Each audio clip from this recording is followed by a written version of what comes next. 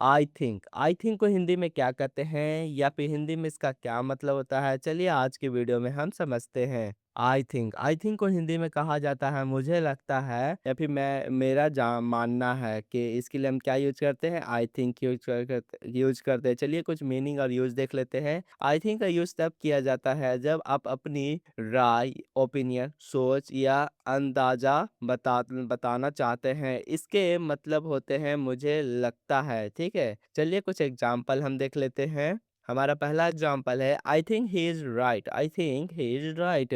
मुझे लगता है वह सही है, मुझे लगता है वो सही है। एग्ज़ाम्पल दूसरा हम देख लेते हैं I think it will rain today, it will rain today. मुझे लगता है कि आज बारिश होगी, मुझे लगता है कि आज बारिश होगी। अब चलते हैं कुछ एग्जांपल डेली यूज़ सेंटेंस भी देख लेते हैं। तो हमारा पहला डेली यूज़ सेंटेंस है I think you are correct, I think you are correct.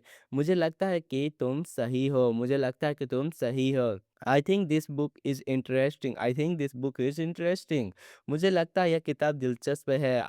I think we should leave now, I think we should leave now. मुझे लगता है कि हमें अब निकलना चाहिए। I think she is busy, I think she is busy. मुझे लगता है कि वह व्यस्त है, मुझे लगता है कि वह व्यस्त है। I think everything will be fine, I think everything will be fine. मुझे लगता है कि सब ठीक हो जाएगा, मुझे लगता है कि सब ठीक हो जाएगा। अब चलते कुछ ईज़ी अंडरस्टैंडिंग देख लेते हैं इस वर्ड से रिलेटेड। तो हमारा पहला ईज़ी अंडरस्टैंडिंग है जैसे कि सिंपल भाषा में आई का मतलब होता है मैं, ठीक है, थिंक का मतलब होता है सोचना। आई थिंक मुझे लगता है, ठीक है, मुझे लगता है या फिर मेरा मानना है। स्मॉल एग्जांपल हम देख लेते हैं I think English is easy, I think English is easy.